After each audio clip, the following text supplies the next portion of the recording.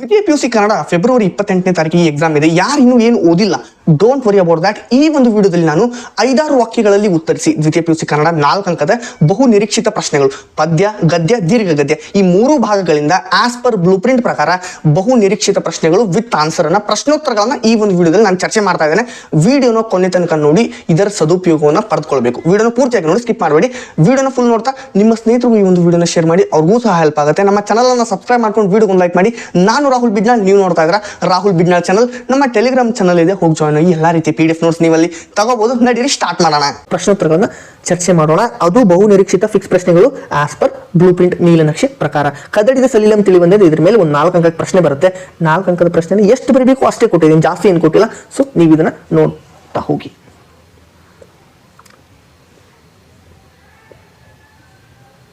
ರಾವಣನ ಮನಪರಿವರ್ತನೆಯ ಸಂದರ್ಭವನ್ನು ಕವಿ ಹೇಗೆ ಚಿತ್ರಿಸಿದ್ದಾನೆ? ತುಂಬ ಇಂಪಾರ್ಟೆಂಟ್ ಪ್ರಶ್ನೆ ಅದು, ಅದನ್ನು ಓದಲೇಬೇಕಾಗುತ್ತೆ. ಎಷ್ಟು ಕೊಟ್ಟಿದ್ದೀನಿ ಅಷ್ಟು ಓದಿದರೆ ಸಾಕು. ಆನ್ಸರ್ ಕೂಡ ಇದೆ, ಆನ್ಸರನ್ನು ಕರೆಕ್ಟಾಗಿ ಸರಿಯಾಗಿ ನೋಡ್ಕೊಳ್ಳಿ, ನಿಮ್ಗೆ ಹೆಲ್ಪ್ ಆಗುತ್ತೆ. ನಿಮ್ಮಿಂದ ಒಂದು ಲೈಕ್ ಮಾಡಿ, ಒಂದು ಸಬ್ಸ್ಕ್ರೈಬ್ ಮಾಡಿ. ನೀವು ಹೈ ಸ್ಕೋರ್ ಮಾಡಿದ್ರೆ ಅಷ್ಟೇ ಸಾಕು ನನಗೆ. ಕದಡಿದ ಸಲೀಲಂ ತಿಳಿ ಬಂದದ ಕಾವ್ಯ ಭಾಗದಲ್ಲಿ ಕಂಡುಬರುವ ರಾವಣನ ವ್ಯಕ್ತಿತ್ವನ ವಿಮರ್ಶಿಸಿ. ಇದನ್ನು ವಿಮರ್ಶೆ ಮಾಡಿ ಬರ್ದಿದ್ದೀನಿ, ಇದೇ ರೀತಿ ನೀವು ಬರೀಬೇಕಾಗುತ್ತೆ. ಈ ಒಂದು ಹೊಸ ಟ್ರೆಂಡ್ ಸ್ಟಾರ್ಟ್ ಮಾಡಿದ್ದಾರೆ. ಕೆಳಗಿನ ಪ್ರಶ್ನೆಗಳನ್ನ ಅರ್ಥೈಸಿಕೊಂಡು ಕೊಟ್ಟಿರುವ ಎಲ್ಲ ಪ್ರಶ್ನೆಗಳಿಗೆ ಉತ್ತರಿಸಿ ಅಂತ ಈ ರೀತಿ ಪ್ರಶ್ನೆಯನ್ನು ಕೊಡ್ತಾರೆ. ನೀವು ಓದಬೇಕಾಗುತ್ತೆ. ಇಲ್ಲಿ ಕೊಟ್ಟಿದೆ ನೋಡಿ, ಈ ರೀತಿ ಕೊಡ್ತಾರೆ ಪ್ರಶ್ನೆ. 2025 ಏನು ಒಂದು ಹೊಸ ರಿವೈಸ್ಡ್ ಕ್ವಶನ್ ಬ್ಯಾಂಕ್ ರಿಲೀಸ್ ಮಾಡಿದ್ದಾರೆ ನೋಡಿ. ಅದರಲ್ಲಿ ಪ್ರಶ್ನೆ ಕೋಟಿ ಒಳಗೆ ಈ ಎಲ್ಲ ಪ್ರಶ್ನೆ ಈ ರೀತಿ ಇದೆ ನೋಡಿ, ಈ ರೀತಿ. ಬಸವಣ್ಣವರ ಪ್ರಕಾರ ನೈಜ ಭಕ್ತಿಯ ಲಕ್ಷಣ. ತುಂಬಾ ಇಂಪಾರ್ಟೆಂಟ್ ಪ್ರಶ್ನೆ ಇದಂತೂ.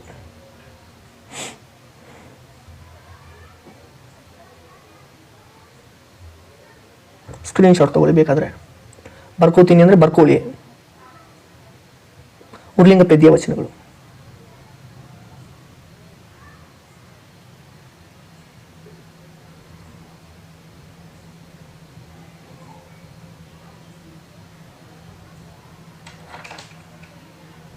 ತನಗಾದ ಅವಮಾನವನ್ನು ದ್ರೌಪದಿ ಭೀಮನಿಗೆ ಹೇಳಿಕೊಂಡ ಬಗೆಯನ್ನು ವಿವರಿಸಿ.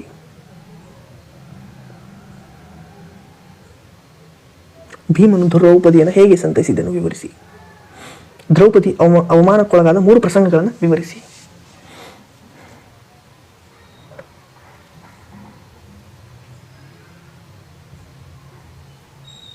ಮುಂಬೈ ಜಾತಕ GS ಶಿವರುದ್ರಪ್ಪ.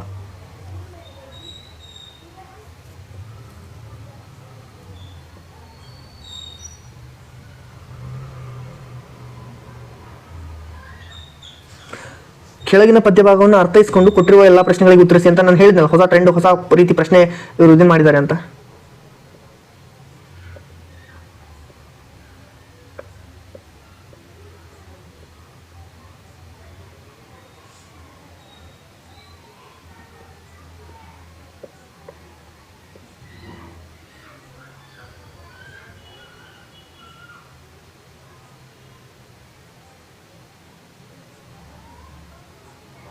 ವಾಲ್ಪರಿ ಅಭಿವೃದ್ಧಿ ತಂದ ದುರಂತ.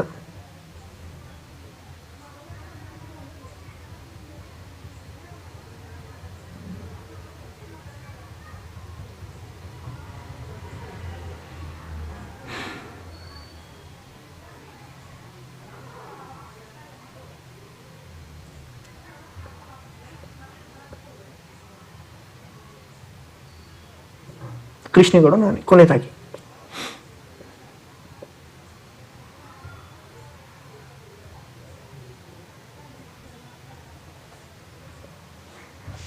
ಪ್ರಶ್ನೆ ಅಷ್ಟೇ ಕೊಟ್ಟರೆ ಏನು ಉಪಯೋಗ ಇಲ್ಲ. ಪ್ರಶ್ನೆ ವಿತ್ ಆನ್ಸರ್ನು ಕೊಡ್ತಾ ಇದ್ದೇನೆ, ನೀವು ಅದನ್ನು ಓದಲೇಬೇಕಾಗುತ್ತೆ. ನಿದ್ರೆ ಮಂಪರಿನಲ್ಲಿದ್ದ ಡ್ರೈವರ್ ಪರಂಧಾಮಕ್ಕೆ ಹೋದ ಸಂದರ್ಭವನ್ನು ವಿವರಿಸಿ. ಇಂಪಾರ್ಟೆಂಟ್ ಪ್ರಶ್ನೆ. ಇವೆಲ್ಲ ಇಂಪಾರ್ಟೆಂಟ್ ಪ್ರಶ್ನೆ ಕೊಡ್ತಾ ಇದ್ದೇನೆ ನಾನು ಆಸ್ ಪರ್ ಬ್ಲೂ ಪ್ರಿಂಟ್ ಪ್ರಕಾರ. ಎಲ್ಲಾನು ಓದೋ ಅವಶ್ಯಕತೆ ಇಲ್ಲ, ಎಷ್ಟು ಕೊಟ್ಟಿರ್ತೀನಿ ಅಷ್ಟು ಓದಿದ್ರೆ ಸಾಕು.